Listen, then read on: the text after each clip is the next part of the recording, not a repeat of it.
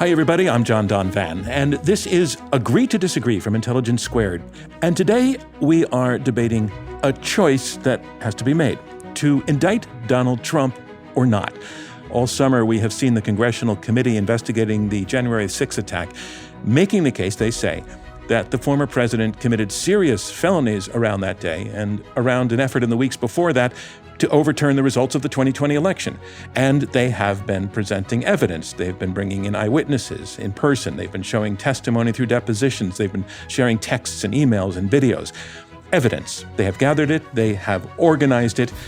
And now what is supposed to happen? What is the calculation to be made by the nation's top law enforcement team at the Department of Justice? Indict Trump and prosecute him? What if they do and what if they lose? Or for that matter, what if they do and what if they win? Or the other option, do not indict Trump, let him off. And what would be the lasting impact of that inaction? So that's a lot of questions and uncertainty around the choice of indict or don't indict Trump, and that's what we are debating. Should Trump be indicted? We have two guests who have given enormous thought to this question, and they have made their stances public on it already because they've been writing about it, they've been talking about it. One is a former Republican member of Congress. The other is a professor of law and political science. And if you suspect from that description, you know who is on what side of the question right now, well, stand by to be a little bit surprised. I want to welcome our guests, Barbara Comstock and Tom Ginsberg.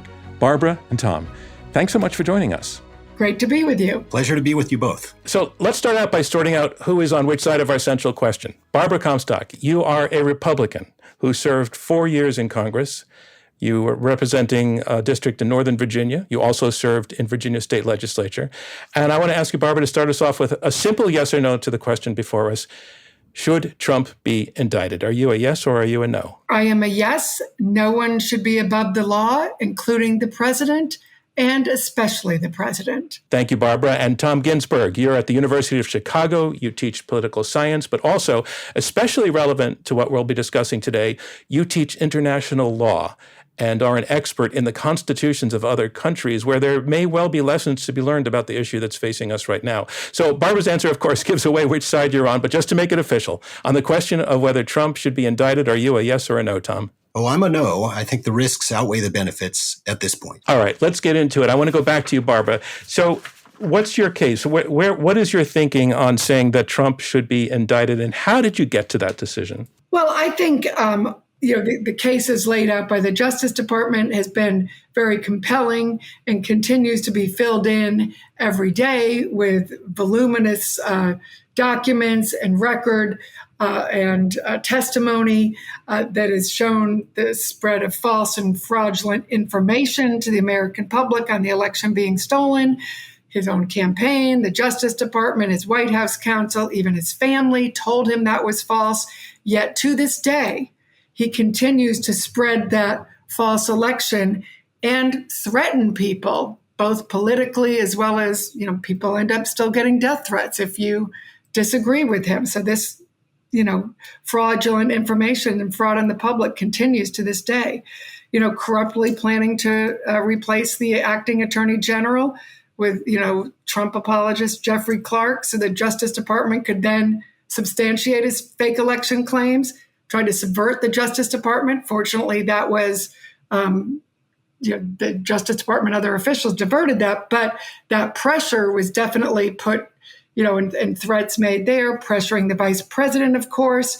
And even after that didn't work, pressuring the state election officials and state legislators, again, putting that pressure on them, threatening them, the fake electors, which is very much under investigation still by the Justice Department, instructing Republicans in multiple states to create these false electors slates that even we're now getting these documents that are saying that even they thought this was traitorous and possibly illegal behavior, but they signed up for it. And then summoning this violent mob. And I think the information there that came out in the most recent hearing showing not only didn't he that he called the violent mob, sent them up there, that he knew they were armed. The detail on that, the Secret Service records showing that he knew they were armed, yet he sent them up there, that he also, and then that he deliberately did not call when everybody, the Congress, his own staff, wanted him to send up the National Guard, that not only didn't he do it, he chose intentionally not to do it, and that Mike Pence and General Milley had to do it, and that he even lied about it after, showing his guilty intent there, that he wanted that mob to continue to inflame and stop the Congress official proceedings. So you're saying that the indictment is mandated by the fact that the case is there, that on the merits it's so obvious, it's undeniable, that there's just no choice but to go forward with it. Yes, and I think there's continuing. I think the committee, has had, they haven't even been able to fill in the extensive detail that is there, and that I think an indictment and then a trial in D.C. will be able to be filled out with Republican after Republican witness that will be his own White House counsel, his own Attorney General, his own Justice Department officials, his own White House staff, even his own family and his own campaign staff, all of whom told him this was false information, tried to stop him at every point.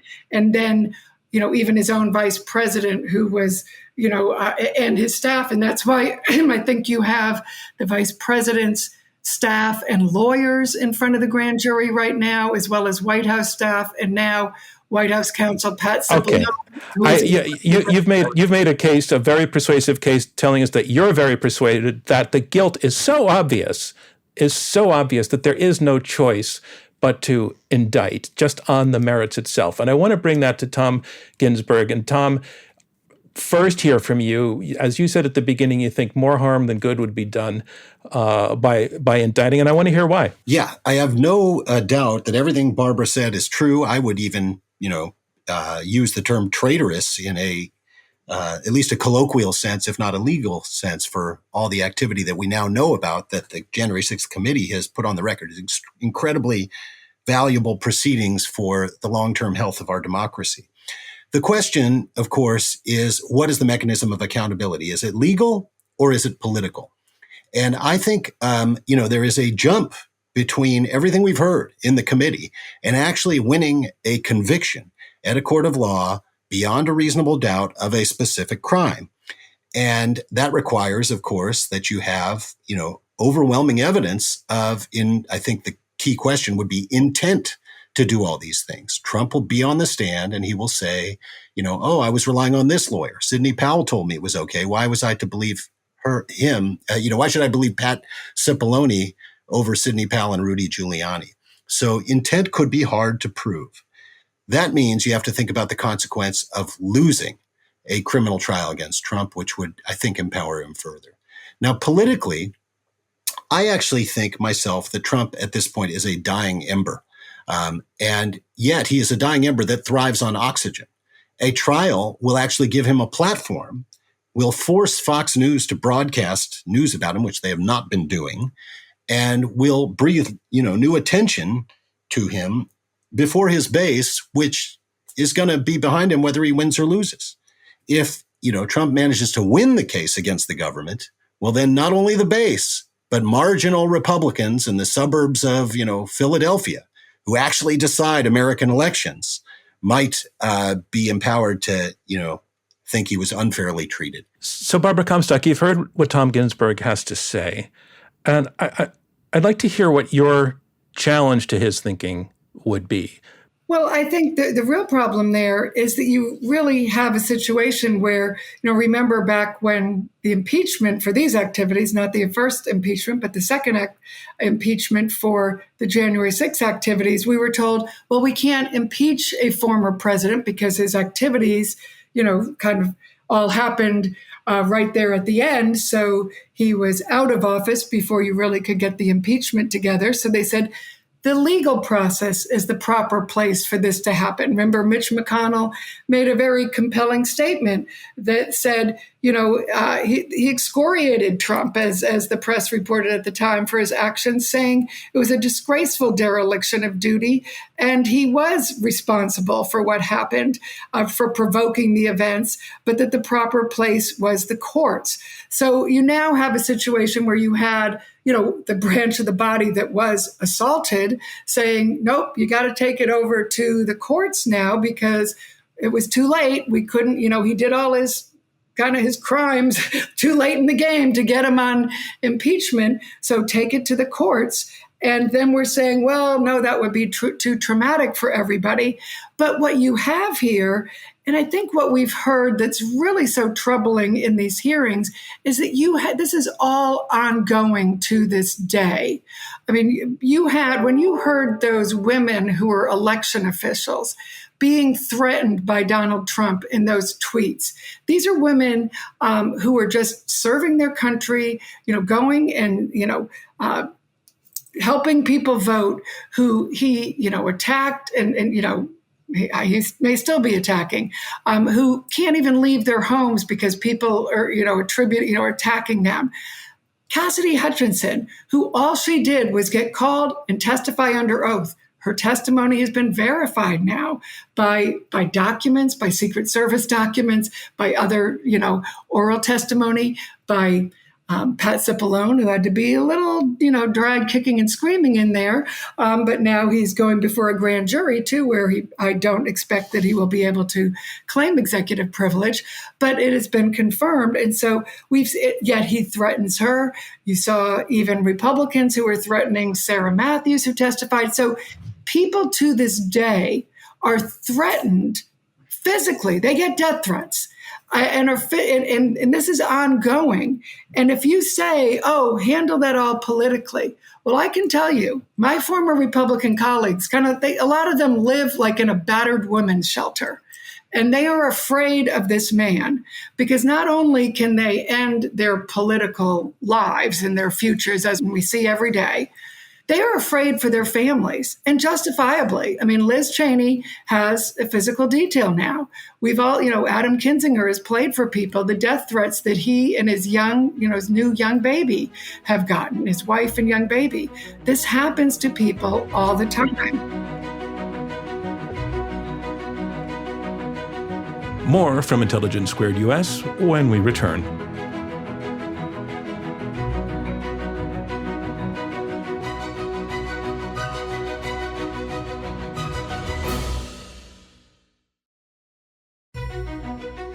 Welcome back to Intelligence Squared US. Let's get back to our debate. So Tom, based on what Barbara is saying, I think I hear implicitly she's saying to not make Donald Trump try to pay for this would be disastrous. The implications of not making him pay or trying to make him pay would send a terrible message. And I'd like you to take that on. He has unleashed, of course, a huge increase in threats to members of Congress, to election officials. This is genuinely happening. I'd like to ask Barbara. Before you do that, I'd just like you to take on my question, which is what would be the implications of not doing anything about Trump? Well, first of all, I'm not for not doing anything. I think all of these other people should be indicted, and there was a conspiracy, and that does include Mike Flynn. It does include Sidney Powell and Giuliani, and those people need to be sanctioned very severely because violators of the rule of law, which is what Trump is, are only empowered because people around them are betting that they're going to win. But if people around them know that their necks are on the line, that they're going to be disbarred, that they're going to serve time, they don't go along with violators. There's nothing you can do that's going to prevent Donald Trump from violating the law. He'll get up on this trial, which Barbara would like to have, and he'll perjure himself, and the rule of law is not a huge value for him. But you do need to indict all those other people for sure. Now, I'm not saying, and then the question is, well, what is the accountability? The accountability is him being rejected by the party and, us moving forward. But I would say, as my friend Harry Dunn, the Capitol Hill officer, and I've worked with these officers to get these hearings and commend them for coming forward at great personal cost for themselves. And of course, the cost that they paid on that day and continue to pay for themselves speaking out, get attacked by Donald Trump and others. They get called crisis actors by people on Fox News. They recently just got called that when they sat at a hearing. But he says, why do you indict? You're going to go after the guys, who, we're convicting the people, the 800 people we're indicting and maybe convicting the people who broke in and did everything. But the guy who ordered them up there, we're not doing. Yeah, I think it's great if, certainly Mark Meadows, Mike Flynn, Sidney and Rudy and all these people who did this, yes, they should be disbarred. They should be indicted. I expect they will. But the man who was at the center of it, if he is not, that does say, you can be the president. I mean, he's already said, I'm going to pardon all these people when I get elected again. So that's why you have around Donald Trump and his $125 million little operation going on here. You have this whole grifter class around him right now because they know they're all going to be pardoned and they're all going to go back to making their, hundreds of thousands and even millions of dollars by the big lie here. And you have people, the people who are working, here's an irony for you. Donald Trump's campaign manager, forgetting his name right now, but he's working on Harriet Hagman's, he's a consultant on Harriet Hagman's race, against Liz Cheney right now. He testified under oath that he told Donald Trump, you lost the race. So he knows the big lies of fraud, right? But he's out running Harriet Hagman's race, helping her to say, oh, the big lie, Donald Trump won. He won the race and we've got to do this and Liz Cheney's horrible. So this is and he's getting paid a lot of money to do it, I'm sure. I want to interrupt and just ask you, do you think any Wyoming voters' minds would be changed about Harriet Hagman if Trump was convicted? Well, what I know is that Trump would have to pay the ultimate price for his lies, for his fraud on the American people. And you'd also see as he's indicted and you follow the money, because I certainly think what we always see with these cases, and I think the Justice Department may start looking a lot at the money, because certainly Sidney Powell raised money on this, Mike Flynn did, a lot of the other people involved. There's a lot of money sloshing around here. And if the Justice Department, which the committee hasn't done so much, if they start following the money on this, I think, again, this fraud on the American people. And I would like, because you had mentioned, hey, it's going to be hard to prove intent. I don't think it's going to be, because I think that intent, when you have all these credible Trump Republicans, his White House counsel, Bill Barr, his own family saying, we told him he lost, his campaign, versus the clown car lawyers, as Bill Barr called them. They were telling him ridiculous things, and he knew that. And we even have testimony where he said, yeah, I know those guys are clowns. He admitted that. So, but even more importantly, what we saw with intent was when he started that fire up at the Capitol. When you start a fire, maybe you can say, okay, I didn't intend to start the fire. I sent them down there. I didn't know they'd start the fire. But if you start a fire, people are in the house. You don't get to walk away from that fire. You've got to call 911. You've got to do something. And so, the reason that everybody called him on January 6th that day, because they knew he was the only one who could put out that fire, and he refused to put out that fire. And we have so much more testimony now on his intent not to put out the fire and to keep the fire burning. So what about, let me jump in, and Tom, what about then the case that Barbara's making, that actually the intent case is actually pretty clear? A minute ago, two ago, you said you think it's going to be hard to prove. Why do you think it'll be hard to prove? I'm not a federal prosecutor, but I do think that everything we're watching on TV is a congressional hearing. Everything that enters the court of law in a criminal trial has to be proved beyond a reasonable doubt. That means if one juror, suspects after testimony that Trump really thought he, had won the election and that there was going to be no violence, then that juror could get him declared not guilty, and then he wins the case. If I was confident that a criminal conviction was, for sure, I would certainly agree with Barbara. I'm not. I wonder if I could return to the point about violence. Sure, please do. Let me, obviously our political culture is becoming ever more violent all the time. It's horrific, and we need people to step up and say it's inappropriate. And we need consequences for those who threaten and engage, and that might require a change in the law right now Congress is considering a bill which would make a crime of intimidating poll workers. I think that's a wonderful thing to do. But have you thought about what would happen when the marshals come to arrest Donald Trump?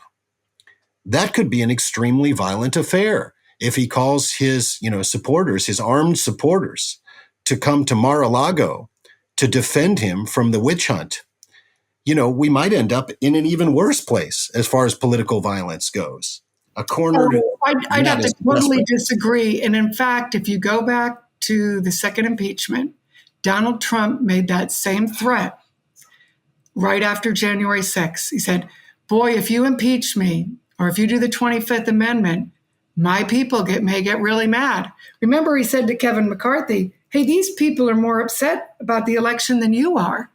And then when they start talking about the impeachment, then he said, boy, you may get people really mad. That didn't work. And, there's nobody more incendiary than Steve Bannon. And he tried that trick in D.C. too. But don't you think it did work? You were talking before about all the threats to the witnesses. That's a direct. Okay, but we're one-on-one helping them. But these big mobs coming to D.C. now, that is dissipating. You're right. People are seeing Donald Trump is, he himself, more and more elected officials. Let me tell you, the elected officials, if he disappeared tomorrow, I have said many times, there would be nobody elected in the search party. From Kevin R. McCarthy on down, these people will be happy to see him go. Like I said, they are living in a battered women's shelter. They kind of listen, we know he's terrible, but they can't quit him, because they're afraid of him and they're afraid of his people and whatever. But if he were, there is a power in that indictment and in the facts and in the fact that you're seeing and what you see in these hearings, it's his own people. Listen, even Ivanka and Jared aren't out on Fox defending him. Fox News has pretty much cut him off. They counter when he was out, and unfortunately, the Arizona disastrous team there that I certainly hope will win, and lose, and I expect they'll lose. When he was out at a rally there, Fox News counter-programmed with Laura Ingraham doing an interview with Governor Ron DeSantis. So they've dropped him, and are moving on. Wall Street Journal editorialized against him, New York Post. So there's going to be a move away from him. So I don't buy that because already he's not able to summon the mobs the way. All right, but Tom, Steve Bannon's going to be in jail soon, so he doesn't have his podcast. And Alex Jones apparently is going bankrupt, so he can't either. So. All right, so Barbara's making the case, Tom, that the threat of violence is diminishing. But I don't think you're convinced. But my question to you, Tom, is even if the threat of violence was very credible and very high, does that justify giving a veto to letting violence veto a judicial process? There's an old expression that if you kill one person, you're a murderer, and if you kill a million, you're a national hero. There's something to that in this context. Donald Trump still has, despite everything, a tremendous amount of political support. I happen to think that it is dying out. I heard Barbara just say that in the sense of being able to actually win an American election. And that's one reason I'm specifically worried about trying him because I do think he's a person who thrives on negative media attention and, might breathe new life into him. But we can't be Neville Chamberlain's, appeasing him and his election conspiracy. Now there I have to take issue.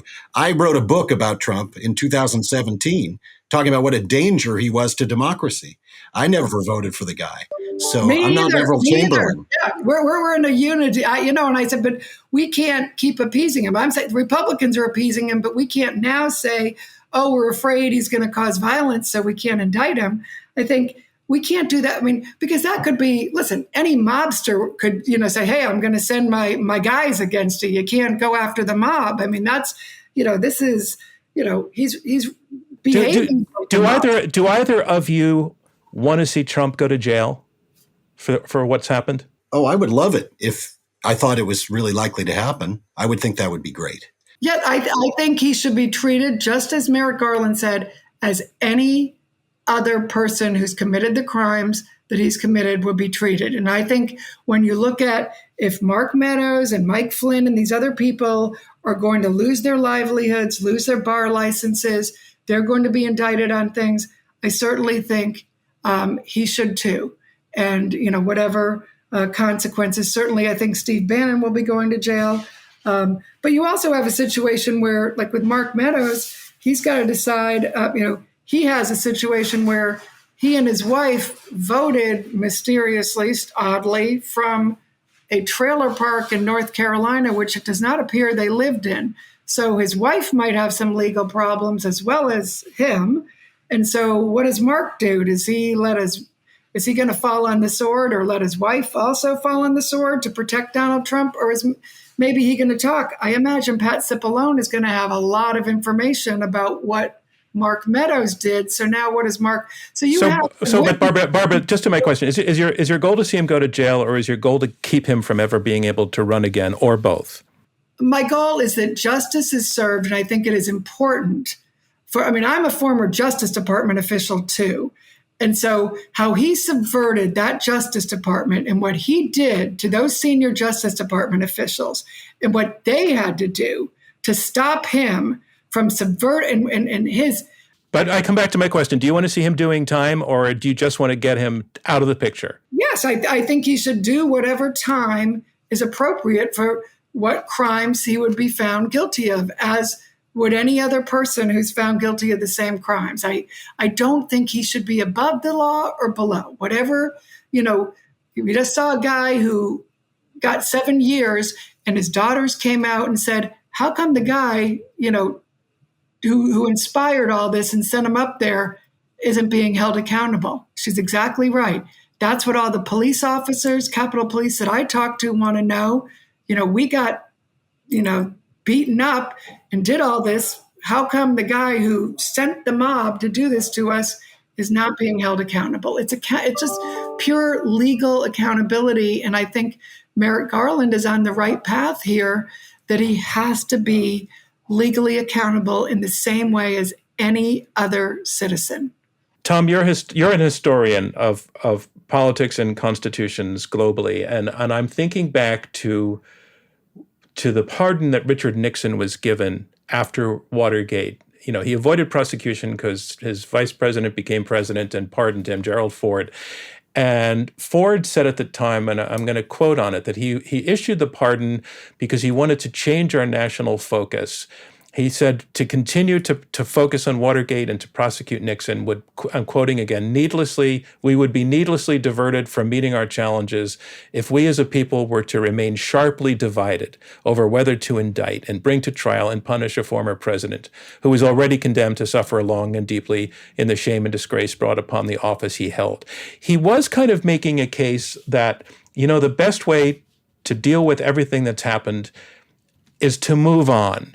And I want to hear what you think of that kind of that attitude, which, again, President Obama was challenged about bringing cases against CIA agents who, under the Bush administration, had engaged in torture. And Obama also, kind of said he initially had indicated he considered the torture an outrage, but he ended up ultimately not having his Justice Department bring prosecutions and saying it's time he said, I have a belief that we need to look forward as opposed to looking backwards. This idea that you could even argue that the Civil War ended to some degree with that same idea of let's move forward and try to find a way to come together rather than pick at the wound. I just want to get your take on those cases and that message and whether that's applicable in any way to this conversation now.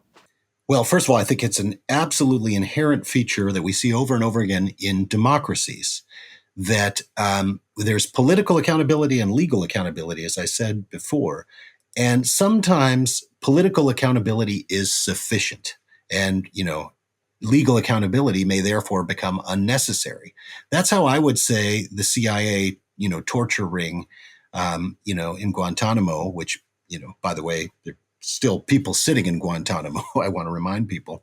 But, by and large, the idea was that, well, the institution's going to change and they're not going to do it again, and we've got to move forward rather than have scapegoats.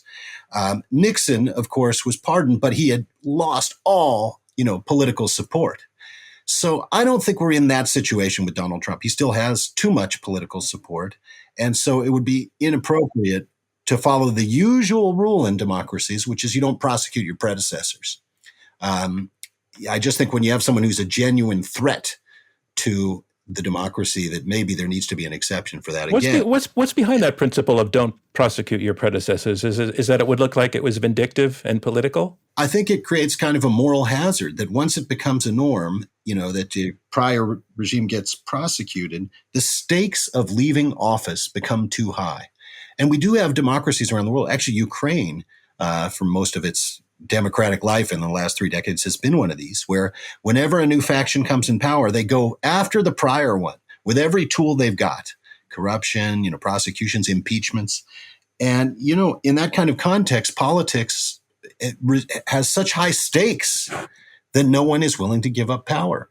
And that actually makes democracy impossible if you think about it. In democracies, we need the stakes of office to be high, but not too high. We need them to be high enough that people care, but not so high that people aren't willing to give up power because their entire, government and, millions of people depend on them staying in power.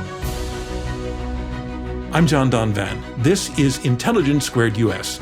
More of our conversation when we return.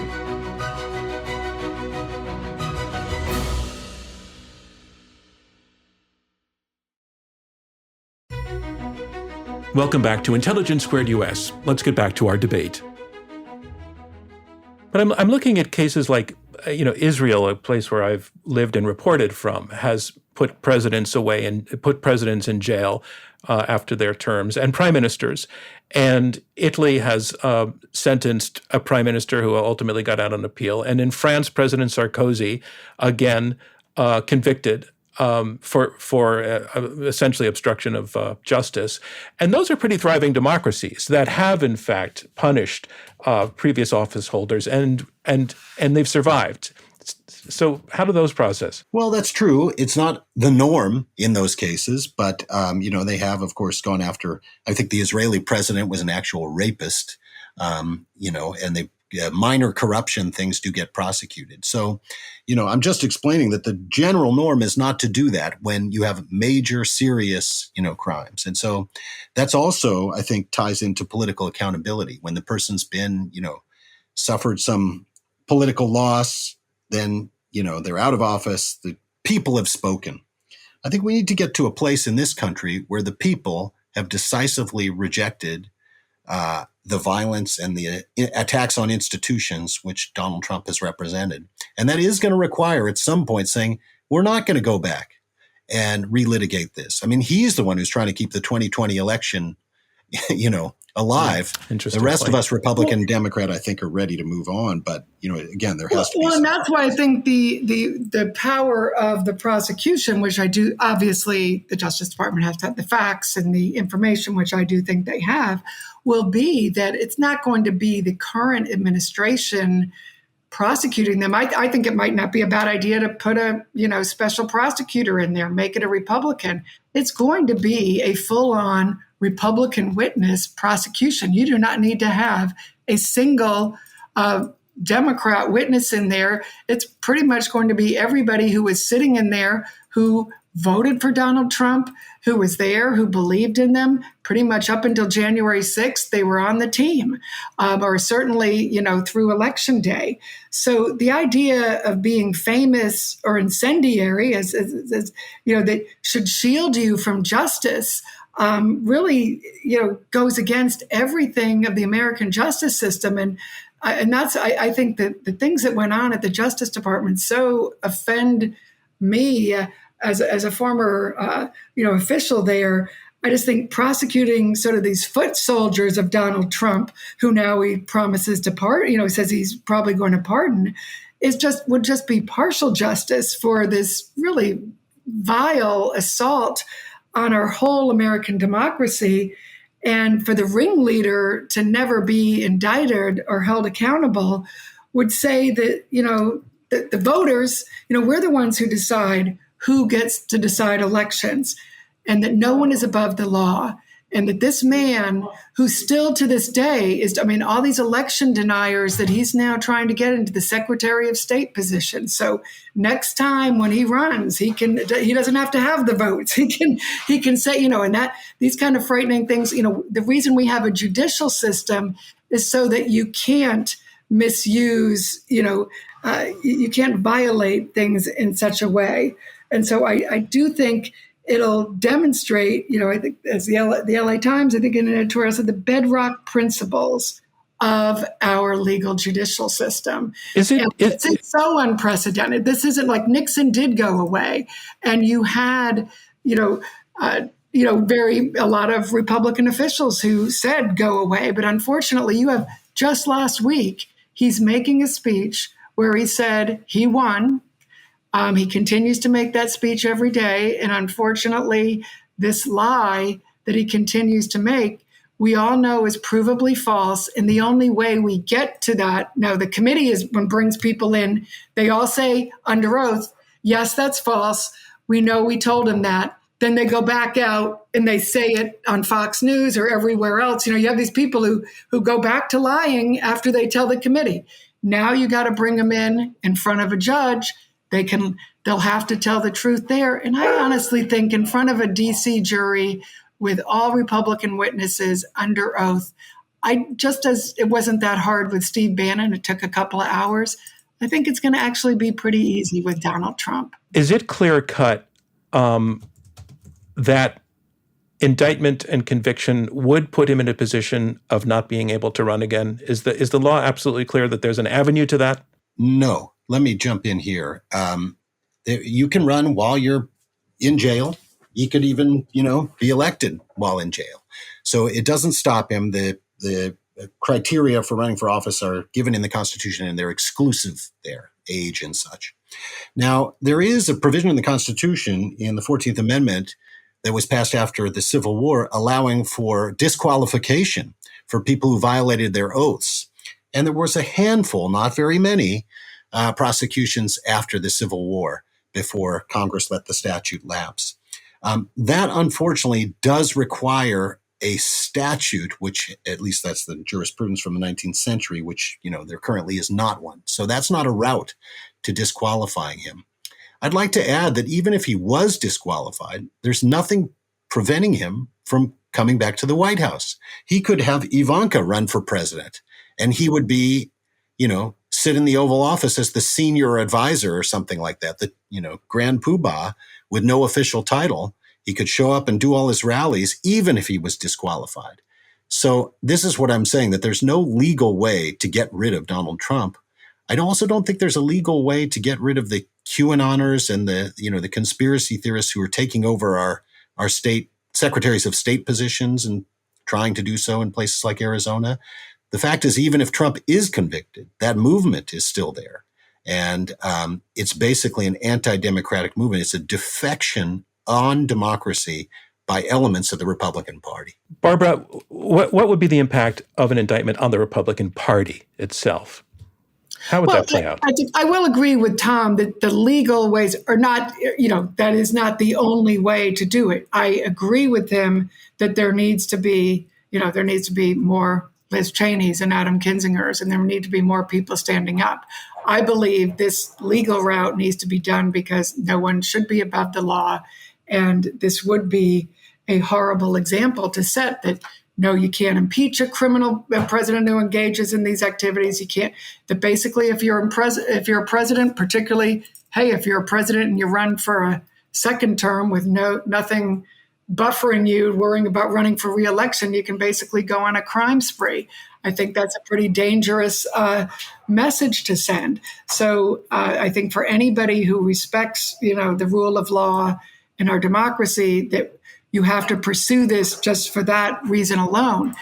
I still do think, and I still am very active on the political front, to stop these anti-democratic efforts that are going on in the state level. And I do think that many of these candidates that Donald Trump has endorsed and have unfortunately proceeded through the primaries, that they will be brought down, that they will lose. We're already seeing them trail in a year where they should be pretty easily, But are you saying that an indictment of Trump would be good for the Republican Party in the long run? Well, I certainly think the cancer that is Donald Trump is continuing to hurt the party, and the party, the cancer that is Donald Trump goes beyond Trump, as we see with a Carrie Lake and these other, ridiculous people that have just, come out, and it goes beyond him now. And I think all of that needs to be kind of gutted in the party.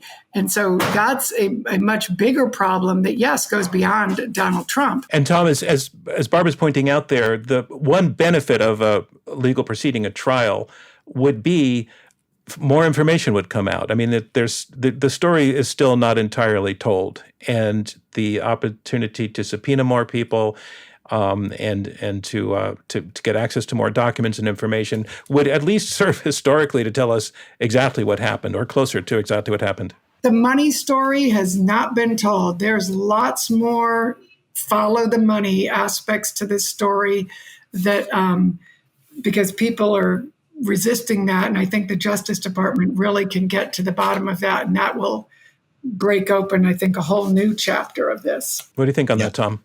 Well, Barbara and I are in agreement in if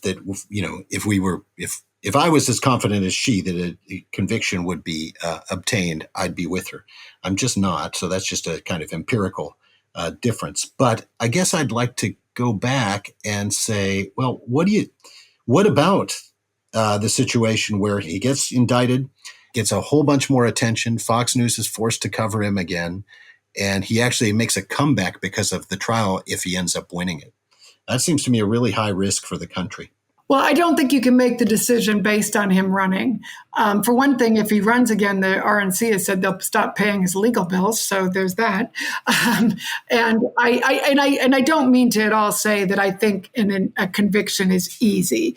I understand it's challenging, and obviously it has to be unanimous. But I do think there is already so much, overwhelming evidence, and I do think there's opportunity. Just from what we know, to get so much more if you were able to flip some of these witnesses, which I do think they can, because. But Barbara, I found something very interesting in Tom's question, which was the possibility that the platform of being on a trial, going to trial, particularly if he loses, could have the benefit for Trump of giving him new oxygen on the political landscape. I just don't see that, because I think you have too many ambitious Republicans who would be happy to see him go. But what about his base? What about the people who love him? Well, they've already you look at some of these polls, and Ron DeSantis, who I'm no big fan of, but he's already eclipsing him in some of these early polls. And what you're seeing some of these people saying, you know what, the baggage is getting a little too heavy to carry. I can get Trumpism without Trump. Now, I'm telling you that as a fan. I'm not a fan of Trumpism, but these people who think they can get some of that, they can scratch that itch without his baggage, they can find other people now. I don't like that. I'd like to rid the party of Trumpism, but I'm saying there's, if Fox News is ready to move on, if you have Laura Ingraham, Trump's complaining Sean Hannity doesn't return his phone calls anymore.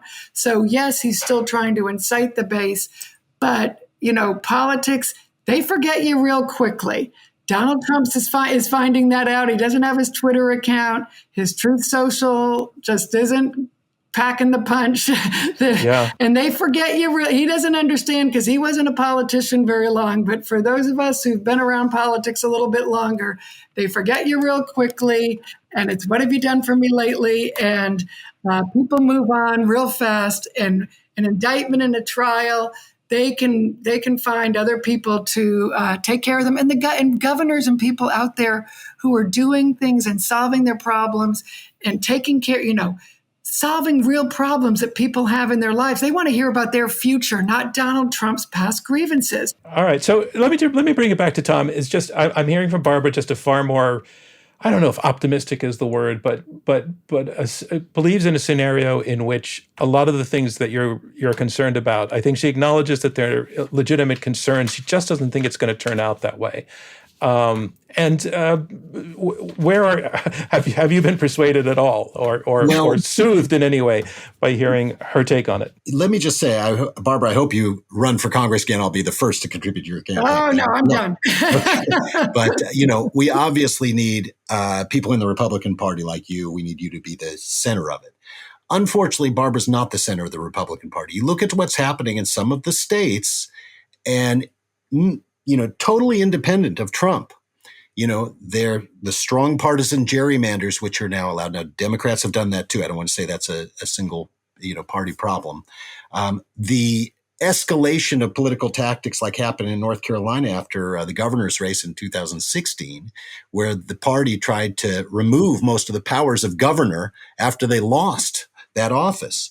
You're seeing a hardball, an escalation in political tactics, which in my view, as an independent, I think is asymmetric. I think it's the Republicans who are driving that escalation. And that's where you get the defection on democracy. When you demonize the other side so much that you think every election is an existential fight and you'd rather have a civil war than let the other guy take office. That's rhetoric that I think we're seeing now on both parties. We got to get rid of that. How do we do that? To me, the Republicans are well down that road. And getting rid of Trump is neither here nor there for that. Merrick Garland, the Attorney General, is under pressure, particularly from the progressive wing of the Democratic Party, but not just there, to get moving on this. And he's really, really speaking cautiously and taking his time. Are you impatient for him to do something about this in terms of indictment? No, I think he has to be very careful. And I do think, and particularly if, Congress changes hands, I mean, perhaps he might want to, because I think it might be wise, in both the cases of Hunter Biden and Donald Trump, he might want to consider a special counsel. Bill Barr recently said he should do it for Hunter Biden. I think it might not be bad to put this in the hands of a special counsel. So I think it's been wise to do this carefully. I do think the committee has kicked it into gear, and I think the committee, and Liz Cheney's a great friend, and I think she has been able to pull some of these guys, and it's the guys who had to be, come kicking and screaming because, she knew where the bodies were buried. She knew this Trump administration. She was able to drag them in and make them talk because they'd already talked to a lot of people in the books anonymously. So she got them to talk. And God bless these young women who came forward, again, under threats from the Trump world, that they came forward and their testimony has just, been documented and fortified with records and others who've come forward. And as the committee has said, people are coming forward every day. So I think when the committee can shine that sunlight that kind of drags people out of corners. I don't think you would have had a Cassidy Hutchinson kind of have the courage to come forward if you didn't have the courage of Liz Cheney that was kind of contagious to bring a Cassidy forward. And the grand jury calls in Cassidy. Now they're calling in Pat Cipollone. So this grand jury is kicking into gear. And now Mark Meadows has to decide, what do I do with my wife's problems and my problems and all these emails and texts that I've got? And do I really want to fall on my sword for this guy? And so I think this starts to kick. I think, Merrick Garland's moving along, but I credit him with taking it. It always takes longer at the Justice Department than, people. When I was there, people always complained. It never goes fast enough. I get it. Well, I hear people saying that the pace at which he's moving indicates, oh no, he's not going to do it. He's not going to indict. You don't buy that at all. No, I don't, and I don't think that. People from the outside, they don't know what's necessarily going on, and I do think both the committee and what the Justice Department is doing, they're complementary. There's things that Justice is doing probably that the committee doesn't know and vice versa, but now it's all coming together. And I think that will accelerate the process. And that's why I feel like there will be indictments and should be And I think that will lead to a presidential indictment and should. Well, I don't like to say at the end of a debate, we'll see. But in this case, we'll see. The choice is indict or don't indict. And one of those things is going to be the outcome. We'll look forward to seeing what that is. But I want to say to you, Barbara Comstock, and you, Tom Ginsberg, you have given us a lot to think about, and also that we at Intelligence Squared appreciate hearing two people disagree with one another with respect and civility, and you both did that tremendously well. So thank you for taking part in this program with us. Thank you for tuning into this episode of Intelligence Squared, made possible by a generous grant from the Laura and Gary Lauder Venture Philanthropy Fund. As a nonprofit, our work to combat extreme polarization through civil and respectful debate is generously funded by listeners like you, the Rosencrantz Foundation, and friends of Intelligence Squared. Robert Rosencrantz is our chairman, Clea Connor is CEO, David Ariosto is head of editorial, Julia Melfi, Shea O'Mara, and Marlette Sandoval are our producers. Damon Whittemore is our radio producer, and I'm your host, John Donvan. We'll see you next time.